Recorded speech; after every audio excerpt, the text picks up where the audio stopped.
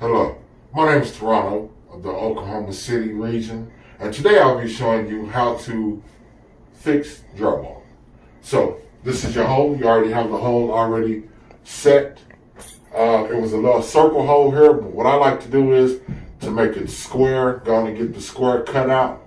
That way I can remove that. The hole was there. So once I remove that, I take that piece that I removed,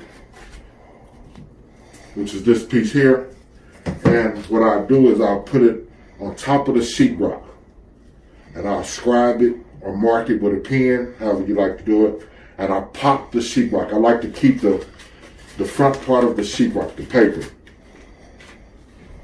So then once you get it peeled, it'll just peel right on off. As such, get it good and clean. And the reason why I like reusing old sheetrock is because it saves the company money. And that's what we're about. At least that's what maintenance should be about. So then, right here is my water. I get this wet. The back of the paper part of the sheetrock is what you want to get wet. And the reason why we're getting it wet is so that it'll fit smoothly around the hole.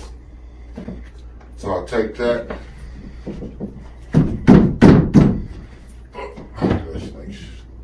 I got it upside down. Probably do. Let's see, was that the problem? And yes, that was. It was upside down. So what we do, we'll get it smoothed out.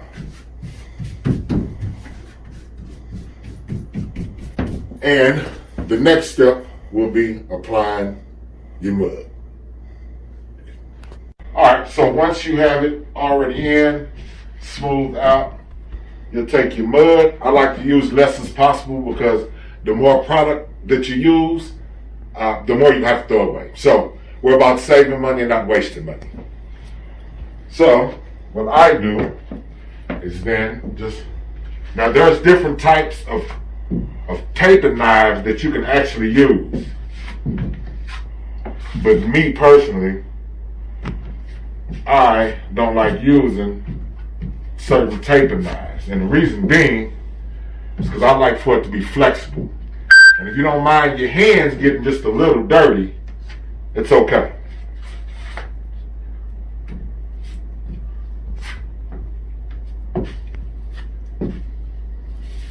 You want to go smooth with it. You have a few little lumps and bumps, but all that'll come out with the sanding.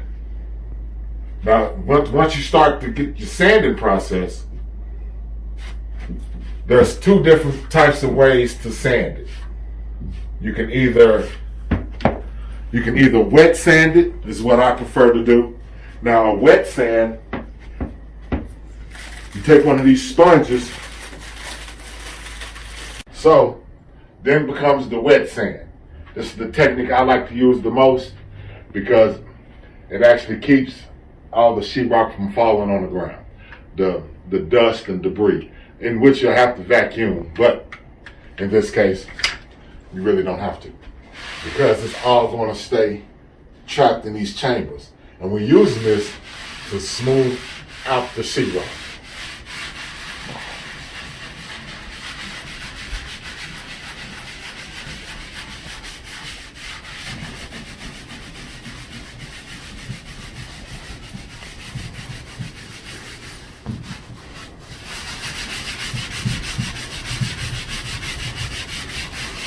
So as you can see, it becomes real smooth right across the touch.